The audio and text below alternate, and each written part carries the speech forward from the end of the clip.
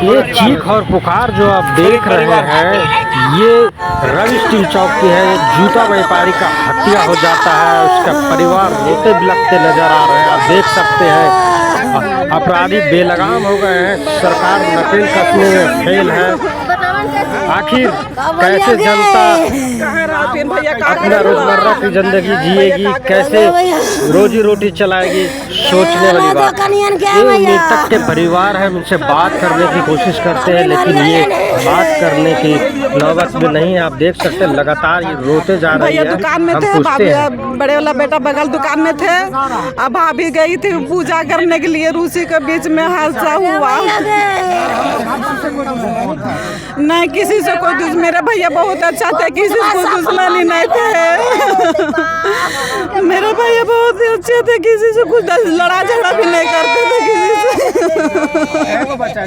से। दो लड़का पहले किसी प्रकार का लगातार सभी व्यक्तियों का हत्या हो रही है। नेतृत्व अगर स्ट्रांग होगा, अगर कोई भी टीम का लीडर स्ट्रांग होगा तो टीम को कभी कोई दिक्कत नहीं होता है। हम बार बार यही बोल रहे हैं कि यहाँ का एक भी अपराधी ऐसा नहीं है जो रंगदारी नहीं उठाता है। यहाँ का लीडर खराब है, झारखंड का लीडर खराब है। मुख्यमंत्री को इफ्तारी पार्टी देने से फुर्सतें नहीं है। वो तो वहाँ टोपी पहन करके इफ्तार पार्टी दे रहे हैं, वहाँ पर वो बकरा खिला रहे हैं। यहाँ आदमी कट, जैसे उनका घर में बकरा कट रहा है आदमी खाने के लिए, और यहाँ आदमी कट रहा है रोड में। कोई फर्क नहीं पड़ता है, कान में जू नहीं रेंगता है। आज झारखंड रहने लायक जगह नहीं रह गया आम आदमी लोग के लिए। आज ये आदमी लोग को देखिए। अब मैं बता रहा हूँ, यहाँ नीचे जो बैठल है, कोई बड़ा बात नहीं होगा। कल जा करके इन लोग का भी हत्या हो जाए, मेरा भी हत्या हो जाए, और फिर आंदोलन करने आ जाए। आप लोग मीडिया वाले लोग माइक लेके आ जाइएगा, प्रश्न पूछने होगा का एक और जान जाएगा। अभी जो मरा उसका बाल बच्चा हो कौन देखेगा? उसका पत्नी, उसका माँ बाप, उसका भाई बहन, क्या स्थिति हो रहा होगा? कभी सोचे?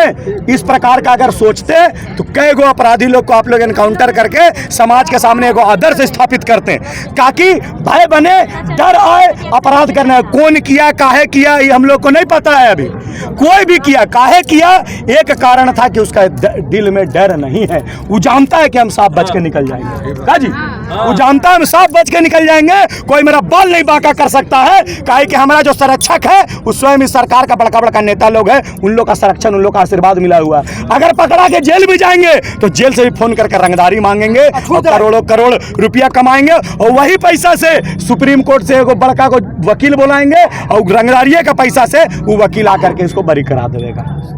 भैरव जी, कानून के ऊपर भी आप सवाल उठाए हैं। भारत संविधान में जो प्रक्रियाएं हैं, चाहे वो एक सभ्य व्यक्ति जेल में हो या उग्रवादी हो या कुख्यात हो, सबको जो है वो कानून के तहत ही बेल मिलती है। यही प्रश्न जाकर के ना योगी आदित्यनाथ जी से पूछिए, जिसका भी औकात है जाकर के पूछ ले। देखिए तरीका होता है, गाड़ी पलटता है और उसके बाद भागने का क्रम में एनकाउंटर होता है, ये भी तरीका होता है, ये भी संवैधानिक है। अब वहाँ जा करके, वहाँ कानून का व्यक्ति जा करके नहीं देखते रहता है कि गाड़ी पलटा कि नहीं पलटा। अब हमारा ऊपर गोली चले, पुलिस भी बोलता है ना जी कि सामने हाथ में गोली था, चला रहा था, हम मर जाएं तो अब पुलिस का मरने से अच्छा है क्रिमिनल मरे। कानून व्यवस्था में हम बोल रहे हैं, हम सरकार के ऊपर प्रश्न उठा रहे हैं। पुलिस सक्षम है, एक एक सिपाही और एक एक पुलिस वाला के साथ खड़ा है भैरव सिंह। पुलिस को छूट तो दीजिए। पुलिस का हाथ बांध देते हैं, चूड़ी पहना करके रख दिए आदमी लोग को। अरे छूट दीजिए। और जो आप बोल रहे हैं ना कानूनी प्रक्रिया होता है, वो कानूनी प्रक्रिया कहाँ गया था? अनिल टाइगर जी को लेकर के हम लोग बंदी बुलाते हैं, सुबह 6 बजे हमको मेरा घर से उठा लिया जाता है। किस कानून के हिसाब से? अपराध दिनों दिन बढ़ रही है। जिस प्रकार से झारखंड में मुख्यमंत्री को जिस हिसाब से भरोसा और उम्मीद के साथ तो बनाए थे, लेकिन ये सरकार जो बनी निकम्मी निकली। झूठ और लूट के सरकार के माध्यम से जिस प्रकार से जो अपराध हो रहा है, तो अपराधियों को कहीं न कहीं एक बल मिल रहा है। और उसी हिसाब से आप लोगों ने भी देखा कि परसों को अनिल टाइगर का भी हत्या हुई।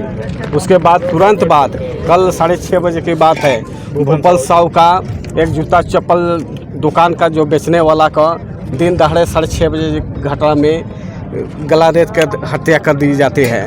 तो कहीं न कहीं यहाँ पर अपराध को बढ़ने का काम हो रहा है। अब सोचिए कि रातू थाना और पंडरा थाना के बीचों बीच ये रवि स्टील चौक में इतना भारी घटना हो जा रही है, थाना से आधा किलोमीटर दूर। तो सोचिए ये कहीं न कहीं यहाँ पर सरकार एक बढ़ावा दे रहा है। और ख़ासकर कानून व्यवस्था यहाँ पर पूरा चरमरा गई है, यहाँ पर फेल्योर है। अब यही आशा और उम्मीद के साथ हम लोग सोच रहे हैं कि कम से कम जो अपराधी है, जो अपराध किया है, उसको हम लोग सख्त से सख्त उसको सज़ा मिले और जितना जल्दी हो सके उसको पकड़वाने का भी हम लोग मांग कर रहे हैं, ताकि जो उसका घर में जो मरमाहत है, घर में परिवार है और सभी को यहाँ पर जितना बैठे हो हम लोग भी चाहते हैं कि जो घटना किया है वो घटना को मालिक कौन किया है उसको जानने का हम लोग प्रयास कर रहे हैं। और इसी बीच में हम लोग मुआवजा के लिए भी हम लोग चाह रहे हैं कि उसका घर वाला को मुआवजा ऐसा राशि मिला जाए जिसमें उसको काम करने में या बर्मा करने में उसको दिक्कत ना हो।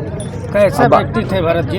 ये आजसू पार्टी में भी उपाध्यक्ष भी थे और प्रखंड के उपाध्यक्ष, प्रखंड उपाध्यक्ष भी थे। और दूसरी बात है कि उनका व्यवहार बहुत अच्छा था, किसी से लड़ाई झगड़ा या किसी प्रकार से दबंग व्यक्ति नहीं थे और हम लोग से भी रोज आना जाना बातचीत होते रहता था। ये तो अचानक हम लोग सुने और फिर हम लोग फिर आए। ये हत्या के पीछे क्या कारण था, इसके बारे में कुछ पता चल पाया? अभी तक तो जिस प्रकार से उनका व्यवहार था अभी तक तो हम लोग को नहीं लगा कि कभी किसी से बातचीत या किसी प्रकार से लड़ाई झगड़ा अभी तक उनसे किसी से विवादित नहीं है। इसी चलते हम लोग भी चाह रहे हैं कि यहाँ पर जितने भी यहाँ पर तमाम लोग यहाँ हम लोग सब सिर्फ न्याय का मांग कर रहे हैं और चाह रहे हैं जो अपराध किया है वो अपराधी कड़ी से कड़ी सज़ा उसको मिल सके, यही उम्मीद और आशा के साथ